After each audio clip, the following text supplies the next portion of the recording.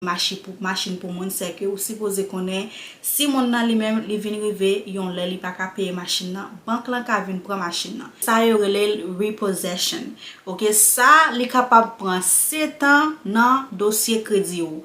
Dans 7 ans ça, ou ka pa ka acheter machine, ou ka pa ka louer kay, ou ka pa ka acheter kay. OK, ça veut dire si yo ta vinn ba ou yon loan pour quelque soit nan bagay sa yo, la si tellement haut, intérêt ya ba ou si tellement haut, ou pas même ka obligé dire you know what, m'pa vle. Si tellement ya ba ou intérêt, ça c'est une forme de pénalité, une forme de punition. C'est ça qui fait important guys, avant ou entrer ou al faire bagay sa ou c'est pour connaître exactement à qui moun, c'est pour ouais moun nan son moun qui responsable, c'est pour ouais son moun qui paye bill chaque mois.